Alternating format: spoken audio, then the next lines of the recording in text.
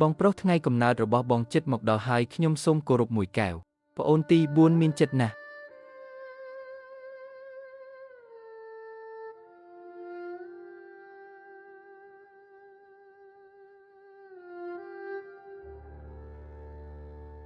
រីកទីយាតបែរជាខ្ជះខ្ជាយពេលវេលាមិនគិតប្រឹងប្រែងឡើយ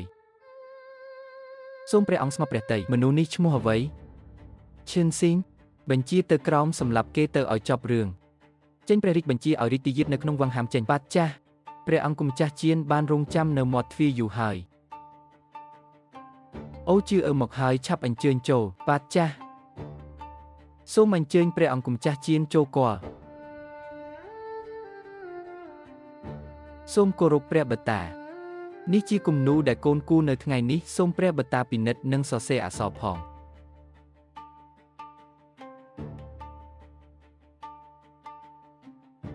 គំនូរស្ដេចឈិនបំបាក់ស្ត្រូវល្អមែន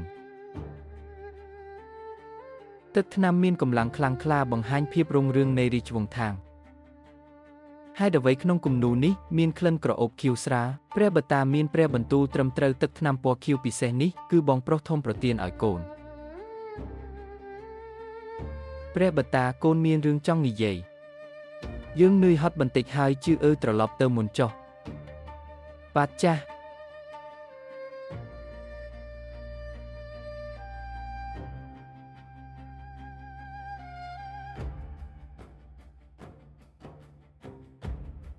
លើថាអ្នកត្រូវបានស៊ូហ្វីណែនាំគិតថាអ្នកគួរតែធ្វើការបានល្អថ្ងៃស្អែកយកសៀវភៅបង្រៀនចូលវាំងខាងកើតឲ្យរីកទីយាតអានបាទចាស់ថ្ងៃធ្វើការនៅវិមានលៀងអ៊ីទាំងនេះជាលើកដំបូងដែលឃើញព្រះអង្គខឹងខ្លាំងបែបនេះរីកទីយាតគាត់លីថារីកទីយាតមិនព្រមទទួលព្រះអាគមហេសីទេប្រហែលជាមានបញ្ហាអ្វីមួយពិតឬខ្ញុំគិតថាព្រះអង្គម្ចាស់ជៀនទើបជាសង្ហានិងអស្ចារ្យព្រះអង្គម្ចាស់ជៀននៅក្មេងនៅឡើយតែព្រះអង្គម្ចាស់វ័យអូបងស្រីមិនមែនស្រឡាញ់ព្រះអង្គម្ចាស់វ័យទេក៏មែនព្រះអង្គម្ចាស់វ័យមានរូបសម្បត្តិសង្ហាបើខ្ញុំជាបងស្រីក៏ភ្លេចមិនបានដែរស៊ូនិយាយតិចកុំឲ្យអ្នកដទៃមានអីខ្លាចអ្នកណាមិននិយាយពីគាត់និយាយថាព្រះអង្គម្ចាស់វ័យយកចិត្តនារីខ្លាំងណាស់បើខ្ញុំអាចនៅក្បែរព្រះអង្គម្ចាស់វ័យបានខ្ញុំគ្រាន់តែនិយាយលេងទេទៅត្រឡប់បន្ទប់វិញទៅនិយាយប្រយ័ត្នជញ្ជាំងក៏មានត្រចៀកព្រះអង្គវិញចង់ដឹងណាស់ថាអ្នកស្រីអ៊ូគិតយ៉ាងដូចម្ដេច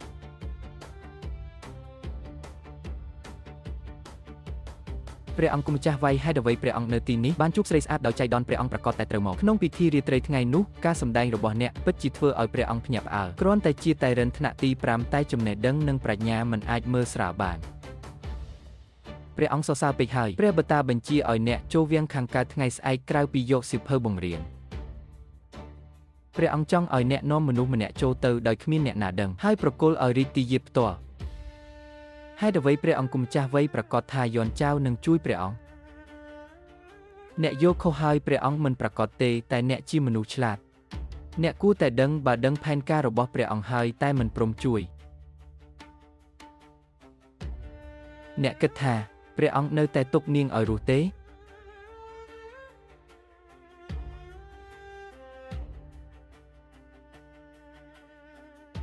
បើខ្ញុំជួយព្រះអង្គខ្ញុំទទួលបានអ្វីទោះអ្នកមានយ៉ាងស៊ូហ្វីជាអ្នកគ្រប់គ្រងតែអំណាចរបស់គុយហ្វីគ្រប់គ្រងក្នុងហារ៉ែម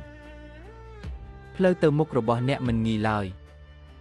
បើអ្នកធ្វើការឲ្យព្រះអង្គនឹងការពារអ្នកឲ្យមានសុវត្ថិភាពដូច្នេះសូមព្រះអង្គជួយការពារយន់ចៅផងល្អអញ្ចឹងសូមឲ្យព្រះអង្គមើលសមត្ថភាពអ្នក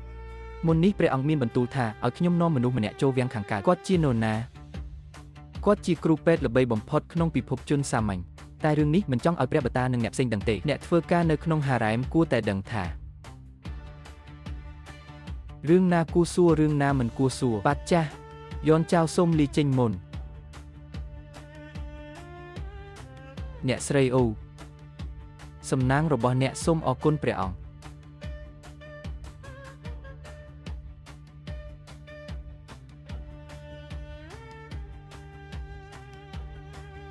ទោះចិត្តខ្ញុំច្របូកច្របល់យ៉ាងណាខ្ញុំក៏ត្រូវតែស្ងប់ស្ងាត់ដែរ គ្រាន់តែត្រូវគេប្រើប្រាស់ប៉ុណ្ណោះនៅក្នុងវាំងនេះអ្វីដែលគួរឲ្យខ្លាចបំផុតគឺខ្លួនឯងគ្មានតម្លៃឲ្យគេប្រើតែខ្ញុំអាចឲ្យគេប្រើបានតែមិនអាចឲ្យគេបញ្ជាខ្ញុំបានទេ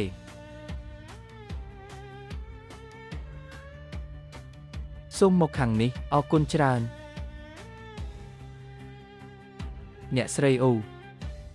មនុស្សនៅក្បែរអ្នកជានរណាវាំងខាងកើតហាមចេញចូលតឹងរឹងអ្នកណាមកចាំទុកសិននេះគឺ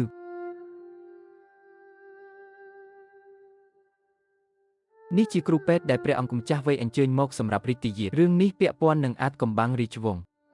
បើមានបញ្ហាអ្វីប្រហែលអ្នករស់មិនដល់ថ្ងៃស្អែកទេខ្ញុំសូមអភ័យទោសដែលមិនគិតល្អអ្នកស្រីសូមអញ្ជើញតោះទៅចុះ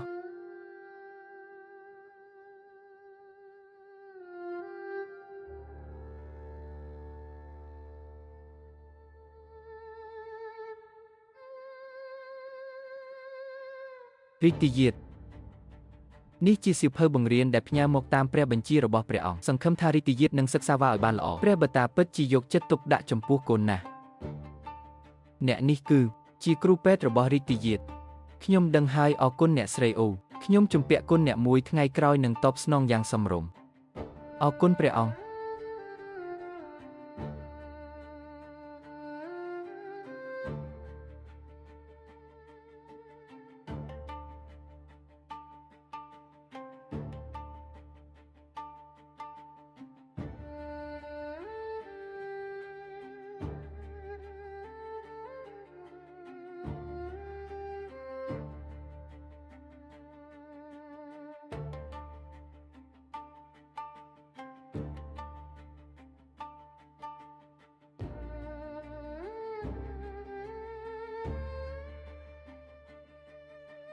ល្អណាស់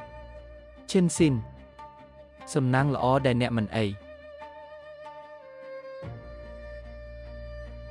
ឈិនស៊ីនសម្រាប់គេទៅឲ្យចប់រឿងព្រះអង្គគុំបារម្ភពេកអី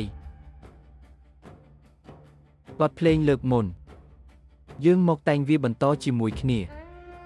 ឈិនស៊ីនខ្ញុំសម្រេចចិត្តហើយ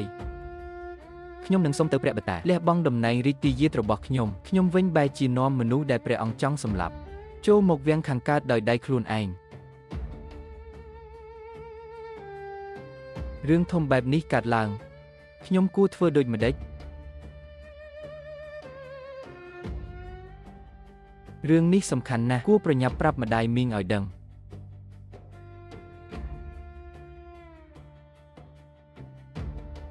នំផ្កាអូស្មានថាស្ពីមុនហេតុអ្វីផ្អែមម្លេះម្ចាស់សូមអភ័យទោសអូសគេទៅក្រៅម្ចាស់សូមអភ័យទោសម្ចាស់សូមកុំខឹងឲ្យខ្ញុំមិនខឹងបានយ៉ាងម៉េចរឿងស្លាប់របស់អ្នកស្រីជាងវាំងនេះបានចំណាយផែនការធំខ្លាំងណាស់ថែមទាំងសហការជាមួយស៊ីនហ្វ្រីទៀតតែស្ត្រីថោកនោះត្រូវពិន័យត្រឹមកាត់ប្រាក់ខែកន្លះឆ្នាំប៉ុណ្ណោះរឿងអ្នកស្រីជាងបែរជាអ្នកធ្វើបានព្រះអង្គពិតជាស្រឡាញ់នាងណាស់ស្រឡាញ់ដល់ថ្នាក់ហួសហេតុម្ចាស់ពេលវេលាយូរទៅព្រះអង្គប្រកាសជាស្អប់វៃគុយហ្វៃហើយនឹងឃើញចិត្តស្មោះរបស់ម្ចាស់មិនតែប៉ុណ្ណោះក្មួយស្រីរបស់ម្ចាស់ក៏មកដល់ហើយនាងមិនភ័យខ្លាចនៅពិធីរាត្រីហើយអាចដោះស្រាយស្ថានភាពគ្រោះថ្នាក់បានសម្រាប់ម្ចាស់ដូចជាមានកម្លាំងបន្ថែមនាងអាចក្លាយជាអាវុធមុតស្រួចឬមិនដូច្នោះទេក៏ក្លាយជាគោលដៅសង្ឃឹមតែអ្នកស្រីអូកុំដូចមនុស្សនោះចងខ្លួនឯងក្នុងបញ្ហាបើនាងស្ដាប់បង្គាប់ហើយឲ្យខ្ញុំប្រើបាននោះជារឿងល្អតែបើនាងមិនស្ដាប់បង្គាប់កុំបន្ទោសថាវាំងនេះមិនអាណិតសាច់ញាតិនេះជាថ្នាំគ្រាប់ក្រហមខ្ញុំរើបានទេមិនបានលួចទេអ្នកណានៅទីនោះខ្ញុំមិនបានលួចទេម្ចាស់សូមអភ័យទោសខ្ញុំត្រូវការលុយបន្ទាន់ណាស់ឆាប់នាំខ្ញុំទៅធ្វើយ៉ាងម៉េចល្អទៅលាក់ខ្លួនមុន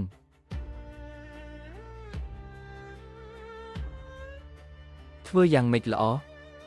បើគេរកឃើញវិញកុំនិយាយអ្វីទាំងអស់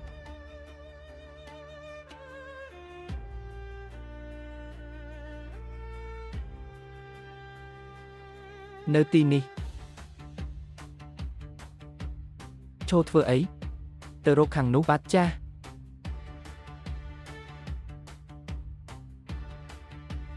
រឿងខ្ញុំលួចផ្កាស៊ូហ្វីប្រកាសជាមិនលើកលែងឲ្យខ្ញុំទេមិនអាចឲ្យអ្នកដទៃដឹងបានទេដូច្នេះមានតែសុំទោសអ្នកប៉ុណ្ណោះអ្នកត្រូវស្លាប់ក្នុងដៃគាត់បែបនេះ